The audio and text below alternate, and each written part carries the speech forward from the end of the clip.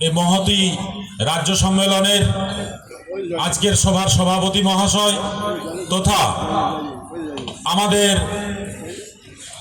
রাজ্য পুলিশ এবং কলকাতা পুলিশের মধ্যমণি সম্মানীয় শ্রী শান্তনু সিনহা বিশ্বাস মহাশয় তথা আমাদের অভিভাবক সম্মানীয় শ্রী বিজিতাস্য রাউত মহাশয় সহ মঞ্চে উপবিষ্ট সমস্ত আধিকারিকগণ এবং পশ্চিমবঙ্গ রাজ্যের বিভিন্ন প্রান্ত থেকে যে সমস্ত বন্ধুরা এসেছেন সেই জেলার সম্মানীয় কনভেনার সহ কন্ট্রাকচুয়াল ড্রাইভার সিপিসি কর্মবন্ধু এবং আমার স্নেহধন্য ভিলেজ পুলিশ ভাইদেরকে ভিলেজ পুলিশের পক্ষ থেকে হৃদয়ের অন্তঃস্থল থেকে প্রণাম সালাম ভালোবাসা জানাই। আমরা এই আজকের এই মহান সমাবেশ এত বড় সমাবেশ করতে গিয়ে যে নিরলস পরিশ্রম এত সুন্দর আয়োজন তার জন্য পশ্চিমবঙ্গ রাজ্য ওয়েলফেয়ার কমিটি সহ কলকাতা পুলিশ ওয়েলফেয়ার কমিটির সকল সদস্য সহ আধিকারিকগণকে আবারও অনেক অনেক অনেক ধন্যবাদ জানাই। আমরা 2012 সালে আমরা নিয়োগ হয়েছি ভিলেজ পুলিশ। প্রত্যেকটি থানায় রুরাল এরিয়াতে গ্রাম পঞ্চায়েত এরিয়াতে একজন করে ভিলেজ পুলিশ আমরা কিন্তু রয়েছি। আমাদের প্রথম থেকে আমাদেরকে যে সিস্টেমে আমরা নিয়োগ হয়েছি এবং তার সম্পূর্ণ স্রষ্টা রূপকার আমাদের বাংলার মুখ্যমন্ত্রী তথা পুলিশ মন্ত্রী সম্মানীয়া মমতা ব্যানার্জি মহোদয়। আমরা তাকে আমাদেরকে এরকম একটা সুযোগ করে দেওয়ার জন্য অশেষ ধন্যবাদ জ্ঞাপন করি। আমাদের এই রাজ্য সম্মেলনে বেশ কিছু দাবি আমরা তুলে ধরছি সম্মানীয় ওয়েলফেয়ার কমিটির কাছে। আপনাদের কাছে করজোড়ে নিবেদন, আমরা 12+ অর্থাৎ 13 বছর আমরা এই ডিপার্টমেন্টে আমরা যেভাবে কাজ করছি আমাদের মূল্যায়ন কিন্তু ঠিকঠাকভাবে হয় নাই। আমরা 3351 জন ভিলেজ পুলিশ বর্তমান রাজ্য সরকারের প্রথম নিয়োগ। আমরা এই রাজ্য সরকার যখন প্রথম আসে ফার্স্ট নিয়োগ হয়েছিল ভিলেজ পুলিশ এবং তার সাথে আমাদের প্রত্যেকটা ভিলেজ পুলিশকে কোনো কোনো জায়গায় 45 দিন কোনো কোনো জায়গায় 35 দিনের ট্রেনিং করিয়ে আমাদেরকে কিন্তু কাজে নিয়োগ করা হয়েছে। কিন্তু আমাদের এই পোস্ট অতীতে পার্মানেন্ট পোস্ট ছিল, সেই পার্মানেন্ট পোস্ট আমাদেরকে ফিরিয়ে দিয়ে আমাদেরকে স্থায়ীকরণ করতে হবে এবং তার সাথে সাথে যতদিন না পার্মানেন্ট হচ্ছে আমাদের দৈনিক 900 টাকা করে বেতন দিতে হবে। তার সাথে প্রত্যেক বছর 5% করে স্যালারি ইনক্রিমেন্ট করতে হবে। আমাদের 90 দিন অন্তর 2 দিন করে মাসের জন্য 2 দিনের ব্রেক দেওয়া হয়, অর্থাৎ আমরা কাজ করব কিন্তু কেটে নেওয়া হয়। এই কেটে নেওয়ার যে পদ্ধতি এটা 2020 সালের 8ই সেপ্টেম্বর সম্মানীয় আমাদের প্রিয় মুখ্যমন্ত্রী মানবিক মুখ্যমন্ত্রী দয়ালু মুখ্যমন্ত্রী উনি ঘোষণা করেছিলেন যে পুলিশ দিবসে যে এই 2 দিনের ব্রেক তুলে দেওয়া হচ্ছে এবং তুলে দাও, কিন্তু আজ পর্যন্ত সেই সিস্টেম আমাদের লাগু হয়নি। আমাদের কিন্তু এখনো 3 মাস ছাড়া 2 দিনের ব্রেক কাটা হয়। সেটা কিন্তু মুখ্যমন্ত্রীর অনুরোধ সত্ত্বেও ওনার নির্দেশ সত্ত্বেও আমাদের কিন্তু এটা আমাদেরকে কার্যকর হয়নি। আমরা চাইছি উক্ত 2 দিনের ব্রেক তুলে দিয়ে কন্টিনিউ করতে হবে এবং মমতা ব্যানার্জি মহোদয়ের এই কথাকে বাস্তবে রূপান্তরিত করতে হবে।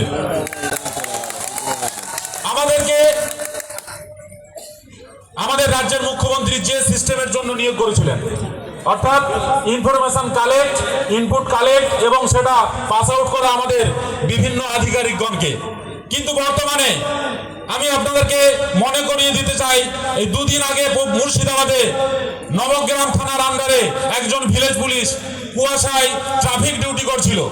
সেখানে একটা ডাম্পার 10 চাকার ডাম্পার তাকে পিষে দিয়েছে, তার ব্রেনের উপর দিয়ে গেছে। এটা এই বেদনাদায়ক খবর। আজকে যে পরিবারের মধ্যে ওই ছেলেটি ছিল সে কিন্তু চলে গেল সারা জীবনের জন্য। তার পরিবার ঠিকই পাবে, তার পরিবার কয়েকটি টাকা কয়েক লক্ষ টাকা ঠিকই পাবে, কিন্তু তাকে আর কোনোদিন পাবে না। কারণ আমাদেরকে ট্রাফিকের জন্য নিয়োগ করা হয়নি, আমাদেরকে আটটি ডিউটি করার জন্য নিয়োগ করা হয়নি। হয়নি, আমাদেরকে কোর্টের ডিউটি করার জন্য নিয়োগ করা হয়নি, আমাদেরকে সমন সার্ভ করার জন্য নিয়োগ করা হয়নি। আমাদেরকে যে কাজের জন্য নিয়োগ করেছেন আমরা চাইছি আমাদেরকে সেই কাজের মধ্যে সীমাবদ্ধ রাখতে। আমরা চাইছি না যে আমাদেরকে করাবেন না, কিন্তু করালে আমাদের সঠিক মূল্যায়ন করে তারপরে আপনারা করুন। কারণ যে যে থানায় প্রত্যেকটা আইসি এবং ওসি তার নিজের মতো করে আমাদেরকে ব্যবহার করে, আমাদের 24 ঘন্টা কাজ করতে হয়। আমাদেরকে এই শীতে আমরা যদি 14 ঘন্টা কাজ করে আসি, আবার যদি কোথাও অ্যাক্সিডেন্ট হয়, আবার যদি কোথাও কেউ গলায় দড়ি দিয়ে মারা যায়, কেউ অপঘাতে মৃত্যু হয়, সেখানে আমাদেরকে প্রেজেন্ট থাকতে হচ্ছে। রাত দিন, গ্রীষ্ম, শীত, বর্ষা কোনোটাই আমাদের বাধা মানে না। তাহলে আমাদের মূল্যায়ন আপনারা কখন করবেন? এবং তার সাথে সাথে বলবো, আমরা সারা বছর কিন্তু এইভাবে কাজ করে থাকি। একজন পুলিশ পার্সোনাল কনস্টেবল থেকে আরম্ভ করে আপার র্যাঙ্ক পর্যন্ত যে কাজটা করে, আমরাও কিন্তু সারা বছর কোনো ছুটি না পেয়ে আমরা কিন্তু কাজ করে যাই। সেই জন্য আমাদের দাবি, আমাদের অতিরিক্ত 60 দিনের বেতন আমাদেরকেও প্রদান করতে হবে। আমাদের নিরাপত্তার বিষয়কে সামনে রেখে, কারণ আমরা আসামি ধরতে যাই, আমরা ডাকাত ধরতে যাই, আমরা ওয়ারেন্ট ধরতে যাই, এবং কখনো কখনো থানার পুলিশ কর্মী পর্যন্ত যাই না। আমরা কয়েকজন আমাদের সিভিককে নিয়ে, ভিলেজ পুলিশের টিমকে নিয়ে আমরা কিন্তু ডাকাত ধরে দিই, আসামি ধরে দিই। সেই জন্য আমাদের নিরাপত্তার স্বার্থে আমাদের পোশাকটা খাকি করতে হবে, এবং তার সাথে প্রত্যেক বছর 2 বছর অন্তর শীতের যে পোশাক, সেই পোশাক আমাদেরকে প্রোভাইড করতে হবে। তার সাথে সাথে আমাদের জিপিএফ এবং ইপিএফ চালু করতে হবে। অনেক জেলায় এখনো আই কার্ড দেয়নি, এই আই কার্ড দেওয়ার ব্যবস্থা করতে হবে। আমাদের অবসরের পর প্রতি মাসে ভাতা চালু করতে হবে, এবং 5 লক্ষ টাকা মহিলা সিভিকরা যেমন এক জেলা থেকে অন্য জেলায় বদলির সুযোগ পায়, এই সুযোগ আমাদের ভিলেজ পুলিশ, মহিলা ভিলেজ পুলিশের ক্ষেত্রেও তা করতে হবে। এর সাথে সাথে আমরা বলি, আমরা গ্রাসরুট লেভেলে কিন্তু কাজ করি। আমরা কোথাও কোনো সাম্প্রদায়িক যদি খবর হয়, সাম্প্রদায়িকতার কোনো খবর হয়, সেখানে যেমন যাই, একটা কিন্তু আমরা বিভিন্নভাবে সেই প্রচন্ডভাবে আমরা আমাদের ডিউটিটা করি। তার সাথে সাথে আমরা যদি কোনো ওসিআইসির মনের মতো কাজ করতে না পারি, মনের কথা শুনতে না পারি, আমাদেরকে ডেমোলাইজ করা হয়, অর্থাৎ লঘুভাবে গুরুদণ্ড দেওয়া হচ্ছে। এটা ওপেন সমাবেশ, তাই আমি ওপেন সবকিছু বলতে পারছি না, তার কিছু বাধ্যবাধকতা রয়েছে। সামনে আমাদের আধিকারিকরা রয়েছেন, ওনারা আমাদের মনের কথাটা নিশ্চয়ই বুঝতে পারছেন। এই লঘুভাবে গুরুদণ্ড দেওয়া যাবে না, অর্থাৎ ডেমোলাইজ করা যাবে না। এবং ডেমোলাইজ করতে গেলে তার জন্য পার্ট 1 এর যেমন নিয়ম রয়েছে, সেই পার্ট 1 নিয়ম কার্যকর করতে হবে। এবং যতদিন যদি পানিশমেন্ট দেওয়াও হয়, তার সাথে সাথে আমাদের পরিবারের দিকে তাকিয়ে গভর্নমেন্টকে আমরা অনুরোধ করব, আমাদের পরিবার, বাচ্চা, আমাদের বাবা মা, বৃদ্ধ বাবা মা, তাদের মুখের দিকে তাকিয়ে আমাদেরকে কিন্তু অর্ধেক বেতন প্রদান করতে হবে। এবং তার সাথে সাথে সর্বশেষে আমি বলবো, বিভাগীয় পরীক্ষার ক্ষেত্রে আমাদের পুলিশ মন্ত্রী তথা মুখ্যমন্ত্রী যে সরলীকরণ করেছেন, তাতে করে আমরা, কারোর বয়স 41, আমার এই মুহূর্তে 36 এজ, আমি কিন্তু একজন 17 বছরের ছেলের সঙ্গে পাঙ্গা দিয়ে মাঠ করতে পারবো না কনস্টেবল পরীক্ষাতে। সেই জন্য আমি আপনাদের কাছে অনুরোধ করবো, গভর্নমেন্টের কাছে আপনারা আমাদের জন্য এটা পার্সু করুন যে আমাদের ভিলেজ পুলিশের সঙ্গে ভিলেজ পুলিশেরই কম্পিটিশন করতে, যাতে করে আমরা আমাদের বিভাগীয় পরীক্ষার মাধ্যমে আমরা পদোন্নতি করতে পারি। তার সাথে সাথে আমাদেরকে ওয়েস্ট বেঙ্গল হেলথ স্কিমের আওতায় নিয়ে আসতে হবে।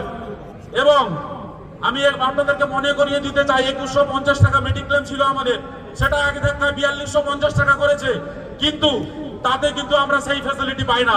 সেই জন্য বলবো, আমাদেরকে ওই জায়গা থেকে সরিয়ে নিয়েছে ওয়েস্ট বেঙ্গল হেলথ স্কিমের আওতায় নিয়ে আসতে। এবং যখন কোনো অর্ডার হচ্ছে, সেটা যেন সব জেলার জন্য একসঙ্গে কার্যকরী হয়। কারণ কখনো পশ্চিম মেদিনীপুর আলাদা, পুরুলিয়া আলাদা।